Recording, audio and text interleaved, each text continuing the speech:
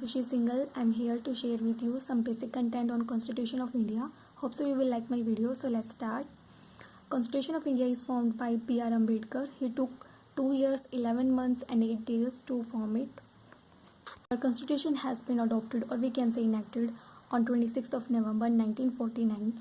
So have you ever think about it that if our Constitution has been adopted, or we can say enacted, on 26th of November 1949, so why 26th of January celebrated as Republic Day? So have you ever think about it? If you ever think about it, so I have the answer.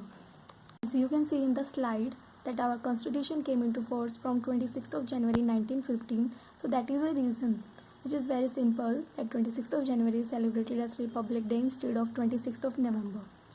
Constitution has been given us some fundamental rights. What do you mean by fundamental rights?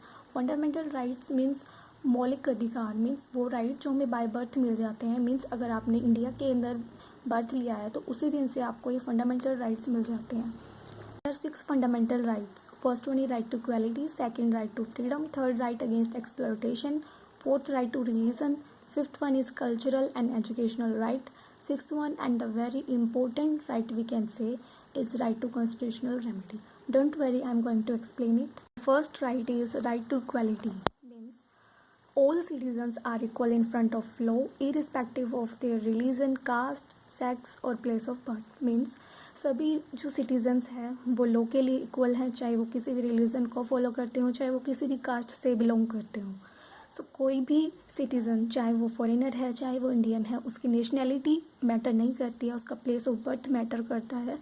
कि अगर वो India की land के ऊपर है तो उसको equally treat किया जाएगा. मीन्स उसके साथ अगर कुछ भी मिस हैपनिंग हुई है, कुछ भी उसके साथ गलत हुआ है, उसका किसी भी टाइप से एक्सप्लॉयटेशन हुआ है, तो उसको पूरा राइट है कि वो हमारे लॉ का बेनिफिट ले सकता है. मीन्स उसके पास राइट टू स्यू है. साथ ही राइट हमें एक और हमें राइट देता है, right to travel on public roads, right to enjoy public places. Come to our second right, that is right to freedom. Article 19 guarantee करता है हमें 6 rights. First one is right to freedom of speech and expression. Right, ये speech and expression, freedom of speech and expression का मतलब है कि आज अगर गवर्नमेंट ने कोई भी लॉ बनाया है, कोई भी एक्ट बनाया है, उसके ऊपर किसी भी पर्सन को कोई भी ऑब्जेक्शन है, तो सिंपली हम उसे उस लॉ को, उस एक्ट को हम चैलेंज कर सकते हैं.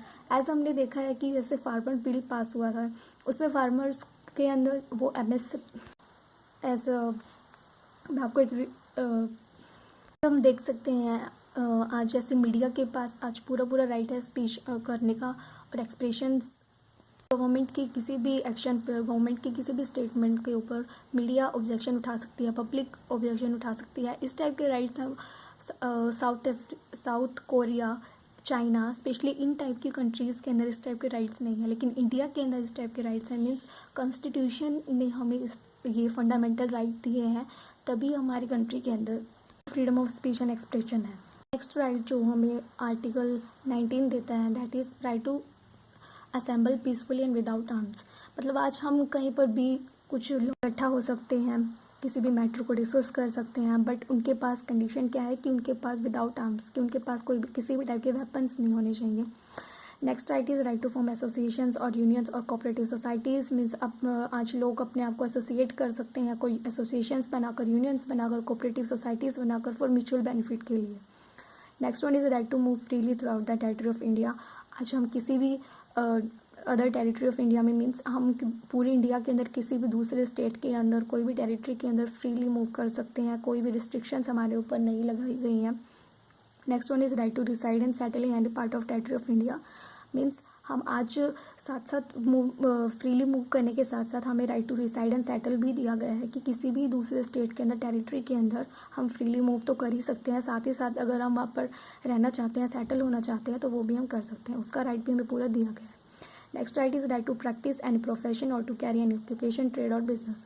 बस आज हमारे ऊपर कोई भी रिस्ट्रिक्शंस नहीं है एक्सेप्ट इलीगल बिजनेसेस के अलावा, कि हम किसी भी प्रोफेशन को, किसी भी ऑक्यूपेशन को, कोई भी ट्रेड, कोई भी बिजनेस आज कोई भी पर्सन कर सकता है except some illegal businesses. Let's come on the right 3, that is right against exploitation. As you can see in the picture, may be आप पिक्चर देखकर समझ ही गए होंगे कि what right 3 states that. Right 3 बात करता है एक्सप्लॉयटेशन के अगेंस्ट. मीन्स आज हमारी कंट्री के अंदर अगर किसी बच्चे के साथ, किसी चाइल्ड, कोई भी पर्सन के साथ किसी का एक्सप्लॉयटेशन होता है तो उसके पास पूरा पूरा राइट है कि उस एक्सप्लॉयटेशन के खिलाफ वो आवाज़ उठा सकता है, वो एक्शन ले सकता है।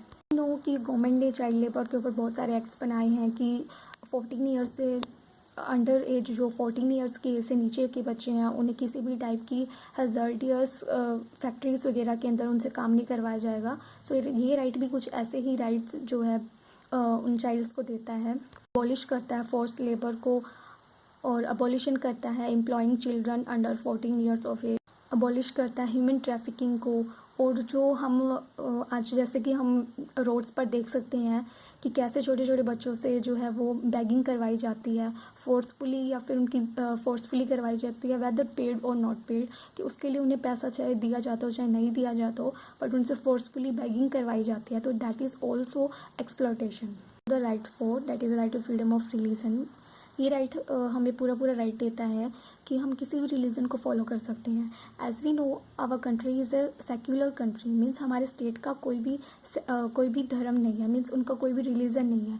हमारा जो स्टेट है, हमारी जो कंट्री है, वो किसी पर्टिकुलर रिलीजन को प्रमोट नहीं करती है, ना किसी पर्टिकुलर रिलीजन को फॉलो करती है। वो सभी रिलीजन्स को इक्वालिटी देती है, सभी रिलीजन को रिस्पेक्ट करती है। हमें पूरा राइट दिया है कि being a citizen of India हमें पूरा पूरा राइट है कि हम किसी भी रिलीजन को फ्रीली फॉलो कर सकते हैं। कोई भी हमें किसी भी रिलीजन को फॉलो करने से कभी भी रिस्ट्रिक्ट नहीं कर सकता और कभी भी आ सकता।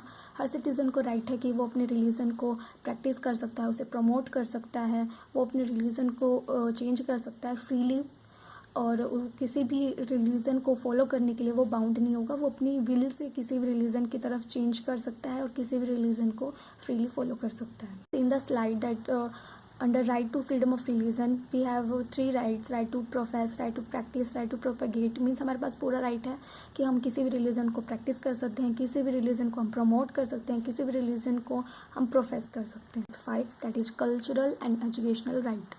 ये राइट हमें किसी भी कल्चर को फॉलो करने का और एजुकेशन को पाने का पूरा राइट देता है।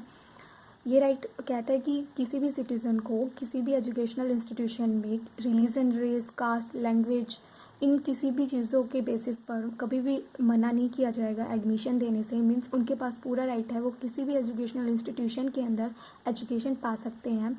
हमें एजुकेशन लेने का पूरा राइट प्रोवाइड करवाता है। Is right 6 that is right to constitutional remedies. Guys this right is very important right. इस राइट के बिना जो हमारे बाकी के 5 राइट्स हैं वो मीनिंगलेस हैं, बिकॉज अगर ये राइट हमारे पास नहीं है तो बाकी के राइट्स होने का कोई भी मतलब नहीं बनता। हमें हमारे बाकी जो 5 फंडामेंटल राइट्स हैं उन राइट को प्रोटेक्ट करता है। मीन्स अगर किसी भी रेजिडेंट ऑफ इंडिया को, किसी भी इंडिविजुअल को, किसी भी पार्टी को अगर इंडिया की लैंड के ऊपर इन 5 राइट्स में से किसी भी राइट को अगर इन्फ्रिंज किया जाता है या फिर किसी भी राइट्स को देने से मना किया जाता है तो उनके पास पूरा राइट है कि वो कोर्ट में केस फाइल कर सकते हैं, अपने केस को प्रेजेंट कर सकते हैं। उनके पास राइट टू स्यू ये राइट हमें देता है कि हमें कोई भी हायरार्की फॉलो करने की ज़रूरत नहीं है। हम डायरेक्ट सुप्रीम कोर्ट के पास जा सकते हैं अगर हमारे कोई भी राइट को इन्फ्रिंज किया गया है या फिर किसी भी राइट को देने से हमें मना किया गया है, तो हम डायरेक्ट सुप्रीम कोर्ट के पास अपना केस प्रेजेंट कर सकते हैं। कॉन्स्टिट्यूशन ने हमें 6 फंडामेंटल राइट्स दिए हैं, तो कॉन्स्टिट्यूशन ने हमारे ऊपर कुछ ड्यूटीज़ भी लगाई हैं कि बीइंग अ इंडियन सिटीज़न आपके कुछ फंडामेंटल ड्यूटीज़ भी हैं। मीन्स जैसे आपके बाय बर्थ आपको फंडामेंटल राइट मिल जाते हैं, ऐसे बाय बर्थ आपके ऊपर ये ड्यूटी बन जाती है कि आपको फंडामेंटल ड्यूटीज़ को पूरा करना होगा। इसके अंदर आती है पहली ड्यूटी है to abide by the constitution and respect the ideals and institutions. Means आपको कॉन्स्टिट्यूशन को फॉलो करना है और जो भी आइडियल्स हैं, इंस्टीट्यूशंस हैं, आपको उनका रिस्पेक्ट करना है। To respect the national flag and national anthem. Means आपको right to freedom of speech and expression है, बट आपकी ड्यूटी ये भी है कि आपको नेशनल एंथम, नेशनल फ्लैग, आपको इनका भी रिस्पेक्ट करना है।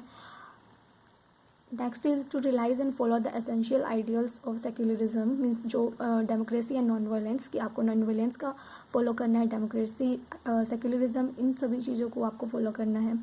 To preserve the culture and heritage. आपको इंडिया का जो कल्चर है, हेरिटेज है, उसको प्रिजर्व करने का पूरा राइट है। आपकी ड्यूटी बनती है कि आपको उसे प्रिजर्व करना है। To protect the sovereignty, unity and integrity of nation. Means आपको कंट्री की इंटीग्रिटी को बनाए रखना है। आपके पास freedom of speech and expression है, बट आप इस टाइप के कोई भी स्टेटमेंट नहीं बोलेंगे जिससे इंडिया की इंटीग्रिटी के ऊपर किसी भी टाइप का कोई गलत इफेक्ट पड़े। To safeguard the public properties, जो पब्लिक प्रॉपर्टीज़ हैं आपको पूरा राइट है कि आप उनको एंजॉय कर सकते हैं, बट आपको उनको सेफ भी करना है, सेफ गार्ड भी करना है, आप किसी भी टाइप का कोई भी डैमेज उनको नहीं करेंगे। To defend the country even at the cost of our life, जब भी कंट्री को आपकी ज़रूरत पड़े, आपको अपनी लाइफ से भी ज़्यादा अपनी कंट्री को प्रायोरिटी देनी है, और अपनी कंट्री के लिए आपकी कंट्री प्रायोरिटी होनी चाहिए। टू प्रोटेक्ट नेचुरल रिसोर्सेज, आपको पूरा राइट है, आप नेचुरल रिसोर्सेज को यूज़ कीजिए, लेकिन आपको साथ ही साथ उन नेचुरल रिसोर्सेज को प्रोटेक्ट भी करना होगा। To avoid dowry, gambling, other social evils, to strive towards excellence in respective spheres of activities of the individual, मतलब आपको पूरी तरीके से जो है कंट्री को सेफ गार्ड करना है, पूरे तरीके से आपको कंट्री के जो भी कल्चर है, हेरिटेज है, ये सारी फंडामेंटल ड्यूटीज़ आपको फॉलो करनी है। अगर आप अपने फंडामेंटल राइट्स को फॉलो चाहते हैं एक्सरसाइज करना, तो कुछ आपकी कंट्रीज़ के टुवर्ड्स ड्यूटीज़ भी कॉन्स्टिट्यूशन ने हमें बताई हैं। So that's it for the guys. I just want to give you some basic knowledge of content of Constitution of India, which I am hoping that I hope you like my video. So if you like it, please share it, so that ज़्यादा से ज़्यादा लोगों को जो basic knowledge है constitution की वो मिल सके। That was my only purpose. ये वीडियो बनाने का मेरा सिर्फ एक यही पर्पस था कि इस रिपब्लिक डे ज़्यादा से ज़्यादा लोगों को कॉन्स्टिट्यूशन के बारे में जो बेसिक नॉलेज है, not in deep knowledge, I just want to give you the basic knowledge of constitution of India. So that was my only purpose to make this video. So I just want to have more and more people can get basic knowledge of Constitution of India. So that's why my only purpose, as I already said. So thanks for watching. Thank you. Bye bye.